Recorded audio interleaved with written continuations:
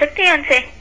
کر سکتے ہیں بچی، اپنی امی سے مشورہ کریں، بات کوئی پوچھنا چاہتے پوچھ لیں، زیادہ فضول باتیں تو نہیں ہونی چاہیے، مگر ضروری مشورہ جو ہے نا اعتکاف کی حالت میں گھر میں بیٹھی ان سے کر سکتی ہیں۔ مسجد میں بھی جو لوگ بیٹھے ہیں ان کے قریبی بھی اگر وہاں جائیں انہیں ملیں اور باتیں کر رہے ہیں تو کوئی نہیں۔ رسول کریم علیہ السلام کی زوجہ مطہرہ حضرت صفیہ گئیں، دیر تک باتیں کرتی رہی اور پھر رات ہوگی، حضور ان کو چھوڑنے کے لیے ان کے حجرے تک گئے، مسجد میں ہی دروازہ تھا، تو کوئی بات نہیں۔ یہ جو ہے گنگے ہو کر بیٹھ جاتے ہیں لوگ، بات نہیں کرنی کسی سے، یہ بھی ایک بدعت ہے، ہم ان کے کمرے میں جا کے انہوں نے حال چال پوچھ سکتے ہیں؟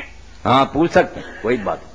ٹھیک ہے، بہت بہت شکریہ، اللہ فضل فرمائے۔ تو خواب کی بات ہو رہی ہے جی، اس سلسلے میں جو طاہر صاحب نے بات کی ذہن میں رکھنی کہ جب تک کوئی آدمی یہ نہ دیکھے کہ حضور اس شکل میں جو آپ کی تھی، وہ نہیں کہہ سکتا آپ کو دیکھا ہی نہیں۔ اسی لیے بخاری شریف میں امام محمد بن سیرین کا ساتھ ہی ہے کہ حضور نے کہا میری شکل نہیں بن سکتا، بس گارنٹی اس کی، یہ دوسری شکلوں میں آ سکتا نامراد، کہہ سکتا کہ میں فلاں حضور کا نام بھی لے سکتا، آپ کی اصل شکل نہیں بنتی۔ ادھر آہو بصورت، اس صورت میں دیکھے جو آپ کی تھی۔ اب سوال پیدا ہوگا کہ ہم کیا فیصلہ کریں، ہم نہیں کر سکتے، اس لیے دین نہیں لینا ان خوابوں سے، بس خوش ہو سکتے ہیں ہو لیں، چھوڑیں اس کو، دین جو قرآن و حدیث میں۔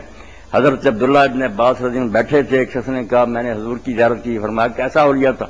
حضرت حسن رضی اللہ تعالیٰ عنہ پاس ہی کھڑے تھے، نواسہ رسول، انہوں نے کہا اس نوجوان کی طرح، فرمایا تو نے ٹھیک دیکھا، ایسا ہی اولیاء تھا۔ تو صحابہ تو فیصلہ کر سکتے تھے کہ حضور ہیں یا نہیں، ہم نہیں کر سکے۔ میں نے آپ کے سامنے اتنی بات کہی، اللہ کی پناہ ڈھونڈیں، کافر ہو گئے۔ ان خوابوں کو حضور کو دیکھا آپ نے یہ کہہ دیا، بالکل گمراہی کا بہت بڑا خطرہ ہے، نام بھی نہ لے سکتے، بس جزاک اللہ۔ ہاں کوئی نہیں جانتا کس کو دیکھا یا نہیں۔ جی، ہمارے بھائی نے ایک سوال بھیجا ہے کہ وضو کن چیزوں سے ٹوٹتا ہے؟ لمبی چوڑی بات ہے، لوگوں نے اس کی فہرست تو بڑی لمبی بنائی ہوئی کہ اس سے بھی ٹوٹ رہا، اس سے بھی ٹوٹ رہا۔ میں خلاصے کے طور پر عرض کر دیتا ہوں کہ صرف دو چیزوں سے ٹوٹتا، باقی جتنی ہیں ان سے کوئی کر لیتا تو بسم اللہ بہت اچھا صفائی ہوگی، ورنہ ٹوٹتا نہیں۔ کون سی دو چیزیں؟ الخارج میں السبیلین، دو راستے جو اللہ نے بنائے ہیں، پیشاب اور پاخانے والا تندرست آدمی کی کوئی چیز ان میں سے نکل جائے وضو ٹوٹ گئی۔ دوسری شاید جو ہے وہ ہے اس کا تتمہ، اصل میں وہ توڑنے والی نہیں، مگر اس کو شمار کر لیا کہ اس میں آدمی فیصلہ نہیں کر سکتا کہ کوئی چیز نہیں، وہ ہے بے ہوشی یا نیند، اتنا سو گیا یا غشی طاری ہو گیا وہ فیصلہ نہیں کر سکتا کہ دونوں راستوں سے کچھ نکل آئے، اس کو مظنہ کہتے کہ اس میں احتمال ہے کہ کچھ نکل گیا، وہ نہیں اس کو خبر تھی۔ اس لیے دو چیزیں ہیں صرف، دونوں راستوں سے کسی چیز کا نکلنا یا اتنی بے ہوشی ہو جانا جس سے آدمی یہ نہ فیصلہ کر سکے، بس اصل میں توڑنے، باقی جانا کہ وغیرہ اور کو چھونا کچھ نہیں۔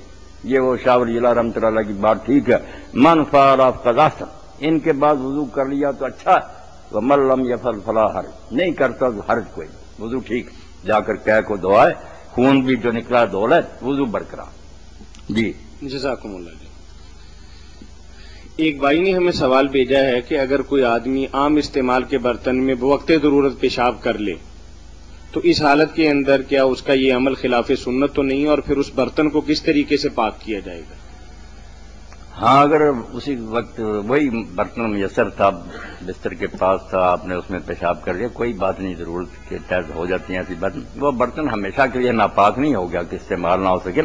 جیسے اور کوئی کلیدی لگ جاتی ہے اس کو دھو لیتے ہیں، فرض کریں بچے کی ٹٹی لگ جائے تو کوئی بات نہیں، دھونے سے صاف ہو جاتا، وہ برتن ہی ہو جائے، اس کے لیے زیادہ اہتمام کی ضرورت نہیں، پانی 2-3 مرتبہ اس میں صاف ستھرا بہا دیں، پاک استعمال کریں، اتنی خطرناک چیز نہیں، پیشاب کے اس میں ہو گیا تو برتن اب زہریلا ہو گیا، کوئی بات نہیں، استعمال کر سکتے ہیں آپ پاک۔ جزاکم اللہ۔ ایک بھائی نے ہمیں جڑاں والے سے سوال بھیجا ہے کہ قرآن کریم میں ارشاد ربانی ہے کہ ان اللہ وملائکتہ یصلون علی النبی یا ایھا الذین آمنوا صلوا علیہ وسلموا تسلیما، کیا درود ابراہیمی اس قول پر پورا اترتا ہے؟ یعنی اللہ تعالیٰ نے جو فرمایا ہے کہ میں اور میرے فرشتے درود بھجواتے ہیں، تم بھی درود بھیجو، اور ہم درود ابراہیمی پڑھتے ہیں، تو کیا یہ درود ابراہیمی اللہ تعالیٰ کا یہ جو حکم ہے اس کی تکمیل کرتا ہے؟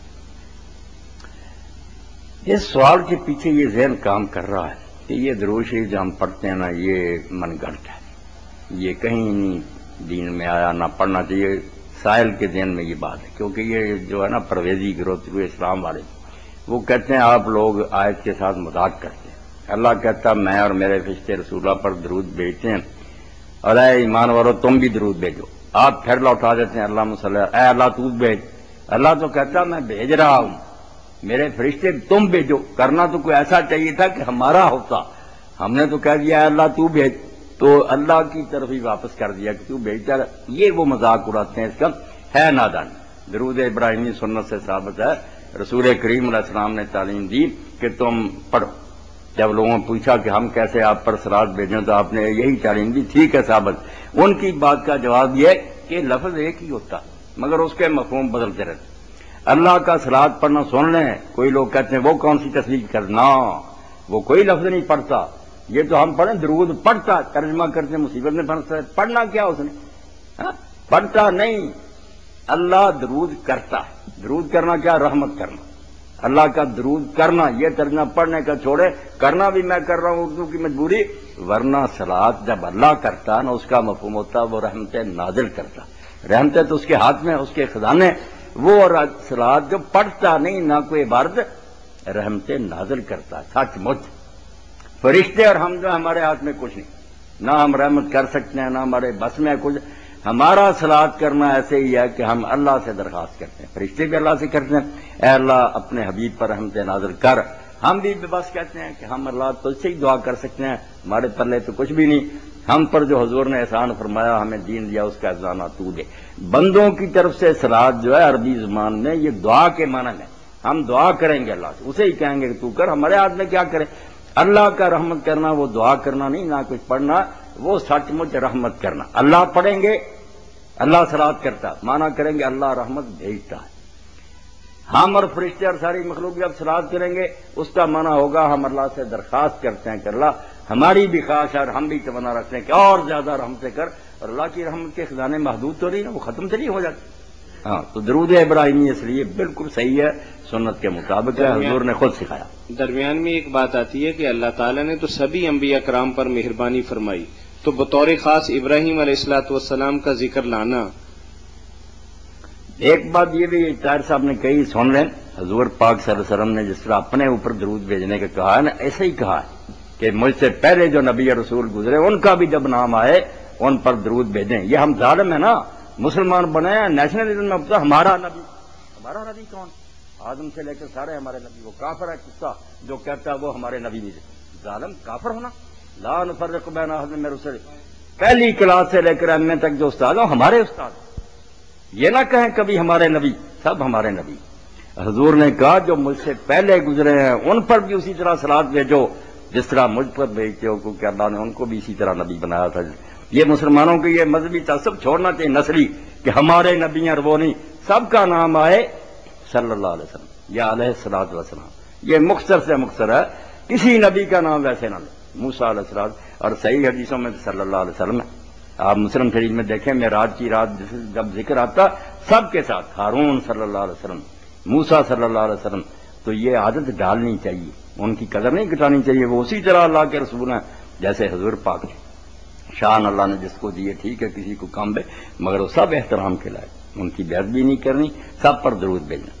ابراہیم علیہ السلام کا جو خصوصی ذکر کیا نا وہ اس لیے کہ انبیاء سارے گزرے, مگر ایک بات جو ابراہیم علیہ السلام کو نصیب ہوئی وہ کسی کو نہیں, حضور کو بھی نہیں ہوئی.